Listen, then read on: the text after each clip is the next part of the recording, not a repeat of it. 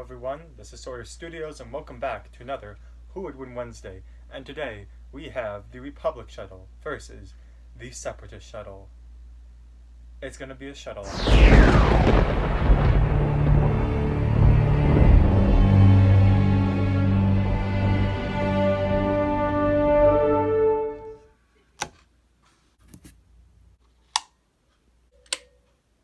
So, let's get into the minifigures. For the Separatists that come with the Separatist Shuttle, we have the notorious Newt Gunray, Clone Wars version, who is a very nice minifigure with his headdress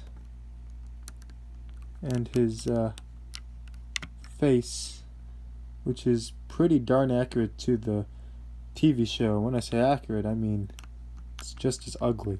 And we have two standard B1 battle droids, a battle droid pilot in the back, and it also comes with Senator Anaconda Farr, who in the early Season 1 episode was planning on going with the Separatists, but Padme Amidala was able to help change his mind and come to the Republic. He has a very nice torso, but other than that, it's a pretty simple minifigure. Now, coming with the Republic Shuttle, we have Jedi Master Mace Windu, a regular clone trooper with a regular clone face, and a clone pilot, also with a regular clone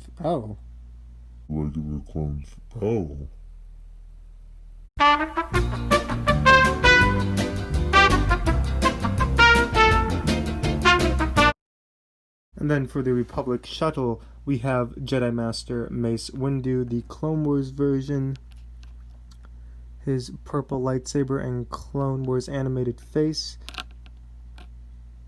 We have a regular Phase 1 clone trooper with a small blaster, regular clone face, and a clone pilot with the same gun, standard clone pilot helmet and torso, clone face. Let's get into the review of the Separatist Shuttle.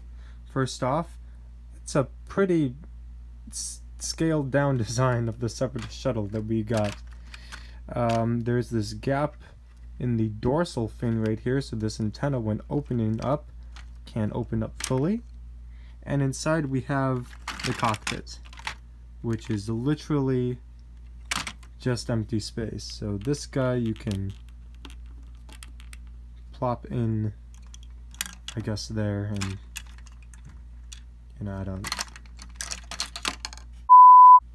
and he just sits in there. There's some nice sticker designs on the top, on the side. In the front you have the 3 lights, and you have the very nice landing gear that can fold up and into the ship while in flight mode, and obviously can fold out to land.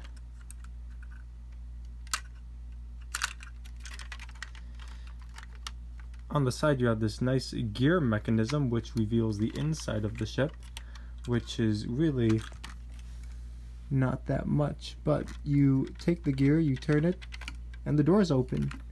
And as you can see inside, there is room to seat minifigures, or really just one minifigure. Obviously the shuttle in the real life version of the shuttle is bigger and can seat many minifigures, but in this Clone Wars version, give you a single seat. As you can see, you can place a minifigure on the seat, and then you can easily just place them inside the shuttle, squeeze them in there, and then use the gears on either side to close the shuttle bay doors shut. Now it's ready to fly off. The Republic Shuttle is also a super scaled down shuttle. The entrance to the ship is supposed to be here. That obviously is not going to happen. But on the front you do have 2 very nice seats, which is supposed to house 2 pilots. You're probably going to end up putting your clone pilot here and your regular clone trooper in the back. So those are the 2 seats for the supposed clone pilots. You have 2 guns on either side that can rotate 360 degrees 2 guns coming out from the engines as well. So on the inside of the ship, you can access by clipping these 2 Technic pieces back, like such. And opening it up, you can see you have 2 bombs on either side, separated by this nice little brick piece, which you can actually, which in a moment I will show you, actually allows you to drop bombs one at a time, which is a really cool feature. Back here you have a gun rack, which is where your clone pilot and clone trooper are supposed to put their blasters as they're piloting the ship. You have 1 single seat for Master Windu, which is, well, it's supposed to be like 25 seats in here, but as I said, scaled down. So I guess the only downfall to the set is the lack of interior that it provides, and it doesn't really look as good inside as it does outside. You can close that up using the same Technic pieces again. Over on the side, you do not need to open up the entire ship to load the bombs. You can just lift up these panels on the side and you can load them easily right there, which I will show you in a second. On the back, you have some pretty nice engine designs. They're not the greatest, they're not the worst, so yeah, they exist. So first of all, before I get into the other mechanisms of the ship, look at this wingspan. Isn't that beautiful? Like, look how big that is. That is absolutely amazing. I loved building these wings when I first built the set, and it looks so beautiful how majestic it looks. Like, this is one of my favorite ships that LEGO has ever made. Anyway, in the back you have 2 of these Technic pieces right here that when you turn one of them, the bombs drop off. So I turn this one of them drops out, but only one. The reason why, if you open this compartment up, you can see that the bombing mechanism has only allowed 1 bomb to drop off because inside that brick piece separated the 2.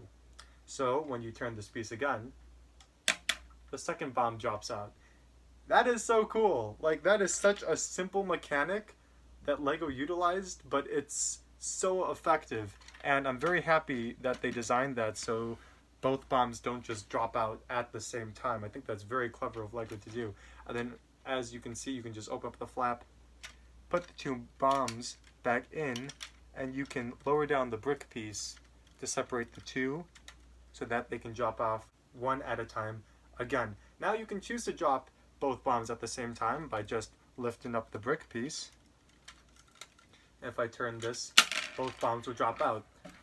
So you have options. I think that's, I'm probably, I don't know, the physics side of me is probably just geeking out too much, but that is just such a cool mechanic that works so very well, and it's not complicated whatsoever.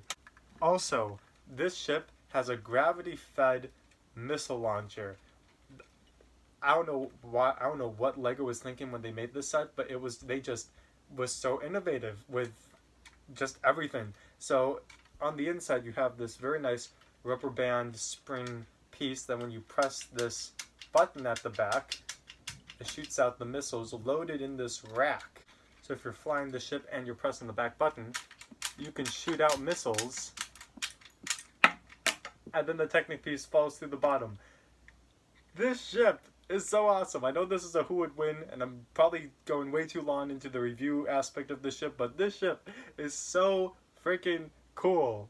Like, there are 2 really awesome mechanisms in this ship, and I don't know, I can't get over it. But yeah, that's the review. Let's get into the who would win and stuff like that. So the real question, who would win?